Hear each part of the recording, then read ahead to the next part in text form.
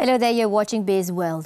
The United Kingdom's accession to the Comprehensive and Progressive Agreement for Trans-Pacific Partnership CPTPP, expected in a few months, will set the stage for a new phase in Malaysia's and the UK's bilateral relations.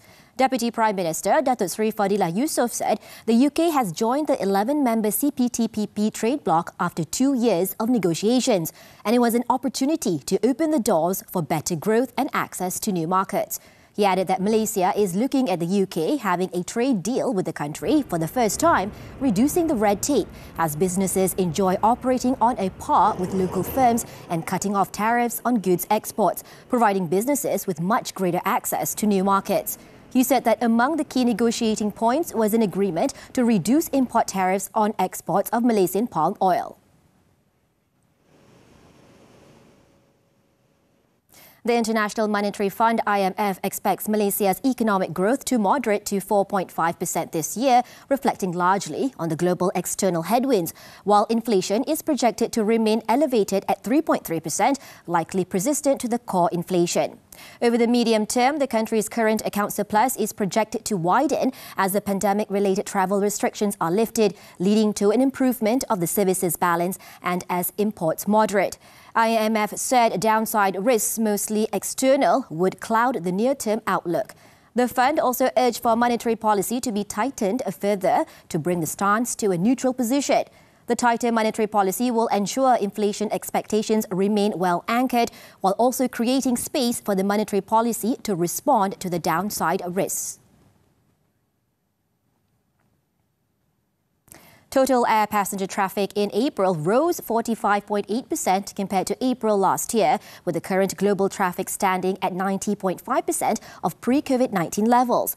The International Air Transport Association, IATA, noted that domestic traffic also rose 42.6%. International traffic climbed 48%, with all markets recording healthy growth as carriers in the Asia-Pacific region continue to head for recovery. April continued the strong traffic trend seen in the first quarter, and the easing of inflation as well as rising consumer confidence combined with declining jet fuel prices.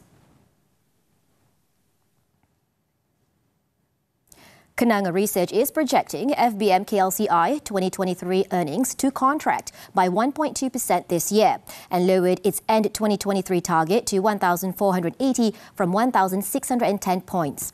The firm noted that corporate Malaysia delivered an underwhelming set for the first quarter of 2023 results. Companies were hit by weak commodity prices, the full brunt of higher electricity tariffs and labour cost, a slowdown in the global economy and high-cost inventories. However, on a brighter note, banks demonstrated superb earnings resilience.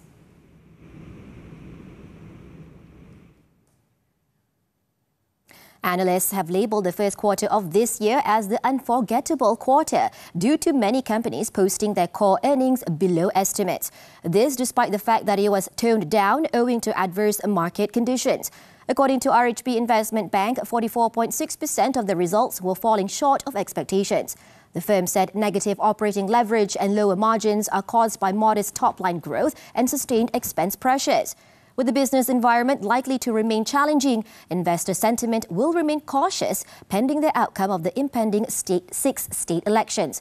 RHB predicted that the FBM KLCI end-of-year objective would be reduced to 1,500 from 1,575 points. World trade is slowing sharply due to monetary tightening by central banks, fading fiscal support by governments and weak demand for consumer goods. Fitch Ratings said despite a strong recovery in the post-pandemic period, the volume of global goods trade is now falling.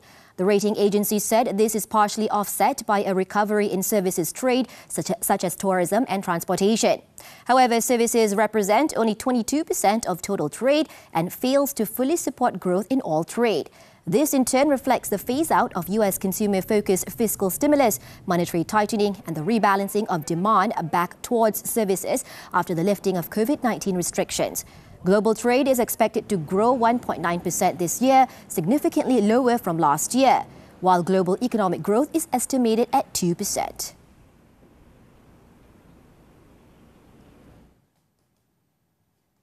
That's all the time we have for Bizworld this time around. I'm Nadia Azmi. Thank you for investing your time with us.